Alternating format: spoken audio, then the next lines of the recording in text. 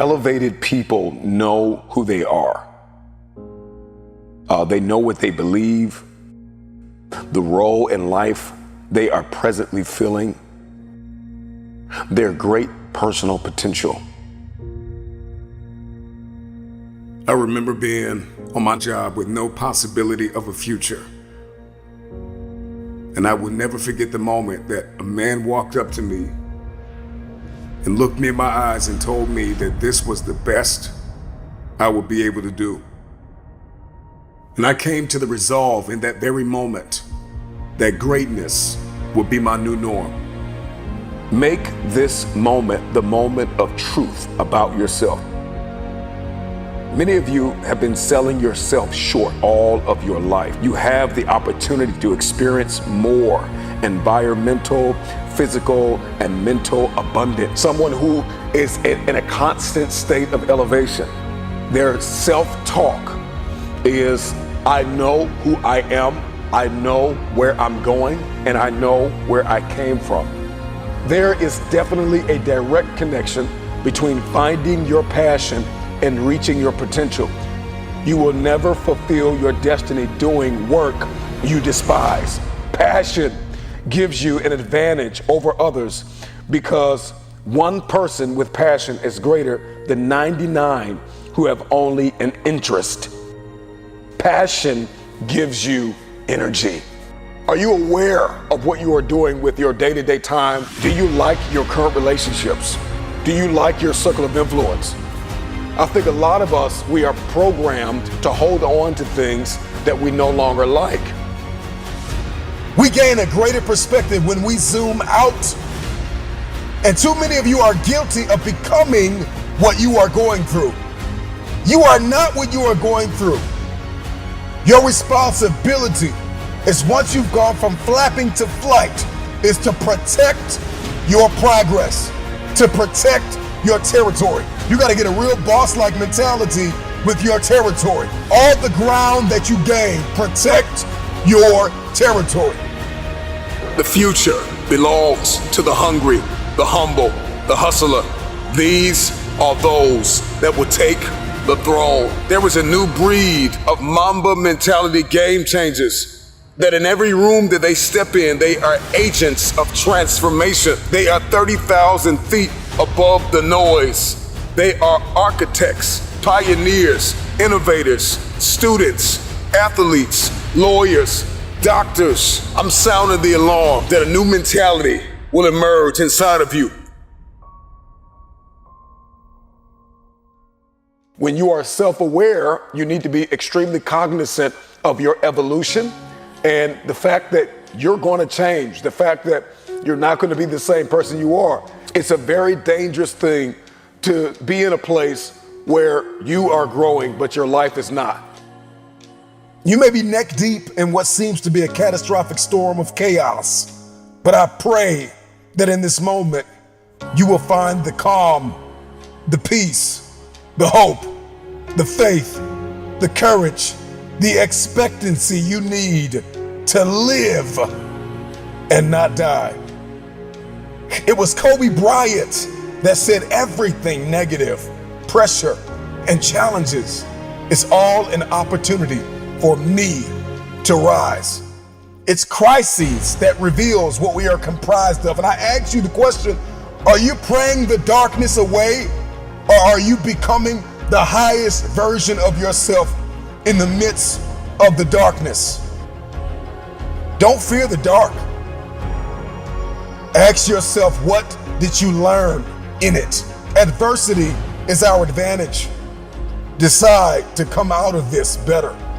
Find yourself in this elevated place. You are not your crises. You are not what you are going through. What are you expecting the outcome to be? Because you can't change what has happened. However, you can change what will happen. Do you like what you're doing and do you like where you're going? Let me ask you another question. What would you like to do? If you don't like what you're doing and you don't like where you are and you don't like your relationships and you don't like X, Y, or Z, what do you want? What do you like? And then you got to be able to add passion to it to activate that thing and make that dream a reality. Are you fully aware of the bridges that are required to cross over to make your dream a reality? I think a lot of people, they have this vision in their head, this dream, but they don't know how to make it a reality. We navigate through life and we keep missing the bridges to bridge the gap between dream and reality. So do you know what is required of you? Are you aware of what is required of you to make happen what you see only in your head? I want to give you another quote. Almost every man wastes part of his life in attempts to display qualities which he does not possess. I want you to ask yourself the question, are you the person that is projecting a different you to the world on social media, on your websites, in your meetings? Are you projecting a different you? Are you the same person in private? And I know that there are multiple versions of yourself, or even I have multiple versions of me, but are they consistent? To move up and not stay where you are, you get what you see. And that is the formula for expectancy. Your expectation is what you believe is about to happen. And for many of you, you have been so traumatized by the past that your expectations are so diminished.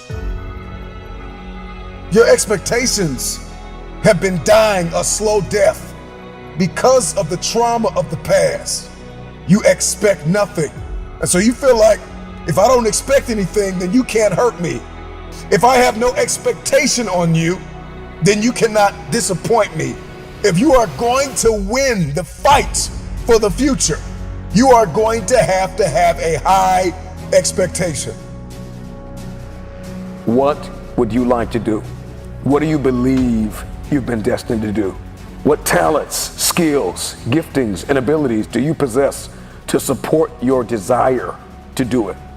What are your motives for wanting to do it? Why do you want to become what you are looking to become?